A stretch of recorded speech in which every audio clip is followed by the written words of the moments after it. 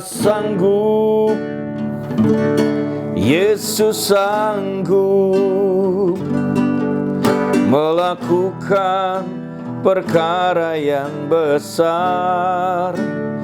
Dia sanggup, Yesus sanggup memulihkan yang terluka, menyembuhkan yang menderita.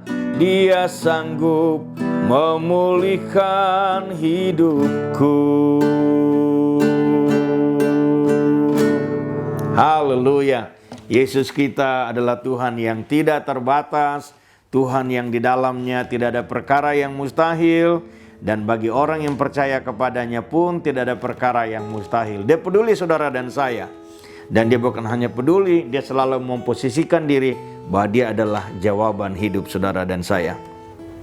Saya ingin kita membaca beberapa ayat dari Lukas pada pasalnya yang kelima.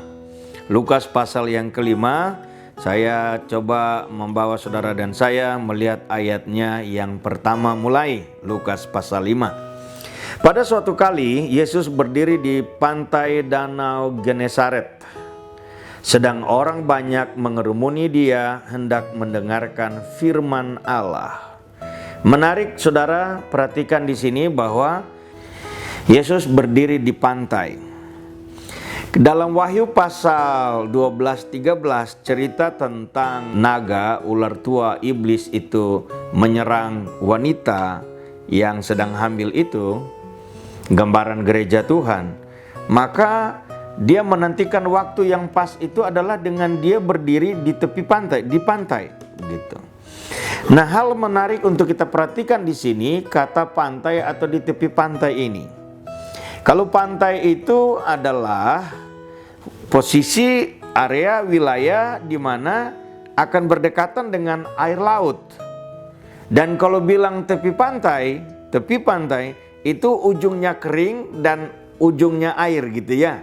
Nah, iblis suka di situ tuh. Iblis selalu ada di antara kebimbangan, antara ketidakpastian, antara peluang dan kegagalan. Nah, dia suka mainnya di situ. Tapi menariknya saudara, ayat yang pertama dari Lukas 5 ini, Yesus berdiri di pantai. Dan kalau iblis berdiri di pantai dengan Tuhan Yesus berdiri di pantai dengan dua maksud yang tentu berbeda. Nah, lalu kemudian ayat yang kedua ngomong gini, ia melihat dua perahu di tepi pantai. Yesus melihat dua perahu di tepi pantai. Nelayan-nelayannya telah turun dan sedang membasuh jalahnya. Jadi di ayat 1 Tuhan Yesus di tepi pantai, dia sedang dikerumunin oleh orang banyak untuk mau dengar firman. Lalu di tepi pantai ayat yang kedua Tuhan Yesus melihat ada dua perahu yang baru pulang, nelayan baru pulang ya, dua perahu nelayan baru kembali. Dan mereka sedang membersihkan jala mereka. Oke. Kita udah dapat dua kelompok orang nih ya. Ayat yang ketiga. Ia naik ke dalam salah satu perahu itu, yaitu perahu Simon, dan menyuruh dia supaya menolakkan perahunya gitu ya, sedikit jauh dari pantai. Lalu ia duduk dan mengajar orang banyak dari atas perahu. Setelah selesai berbicara, ia berkata kepada Simon, bertolaklah ke tempat yang dalam dan tebarkanlah jalamu untuk menangkap ikan. Bapak Ibu dikasihi Tuhan, tanpa Simon Petrus memberitahukan masalahnya, Tuhan Yesus juga sudah tahu apa masalah Petrus. Tanpa orang-orang yang banyak mau mendengarkan firman ini kasih tahu Tuhan Yesus bahwa kami butuh dengar firman, Tuhan Yesus juga tahu apa kebutuhan mereka. Tuhan Yesus tahu sampai pada kedalaman hati kita masing-masing. Lalu kemudian Tuhan Yesus mengajar orang banyak. Tentu Petrus dan teman-temannya juga ikut mendengar. Tetapi yang saya mau bahas di sini, Tuhan Yesus pinjam perahu Simon dan Tuhan gak kembalikan gratis. Saudara, hidup kita adalah milik Tuhan. Karena dia menebus kita, dia membeli kita dengan darah yang mahal.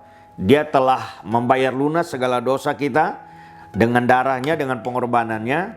Dan kita adalah menjadi miliknya. Persoalan adalah, apakah kita mau menjadikan Tuhan pemilik hidup kita atau tidak. Untuk tujuan dan kebutuhan sorga terjadi melalui hidup kita. Nah, dalam cerita ini, Simon Petrus meminjamkan perahunya, dan setelah Tuhan Yesus ngajar, kebenaran disampaikan, Tuhan Yesus ngomong sama Petrus, ayo tolakan perahumu lebih dalam lagi dan buanglah jalamu. Hasilnya adalah bahwa mereka mendapat banyak sekali ikan-ikan. Mengapa demikian? Tuhan Yesus sekali lagi tidak pernah meminjamkan atau maunya gratis, tidak. Tuhan Yesus selalu akan membayar lunas. Tuhan gak mau berhutang sama kita.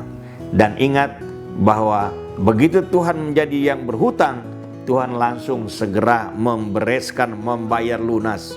Tuhan Yesus memberkati kita semua. Saya mau berdoa. Tuhan, hamba berdoa untuk anak-anak-Mu. Terima kasih buat firman yang kami dengar ini, dan meteraikan firman ini di hati, di pikiran kami. Dan hamba berdoa biarlah setiap kami mulai belajar fokus sama Tuhan. Dalam segala hal kami tidak hitung-hitungan, kami melakukan dengan senap hati, dan kami akhirnya akan melihat bahwa hidup ini adalah indah di dalam rencana Tuhan. Dalam nama Tuhan Yesus kami berdoa. Amin.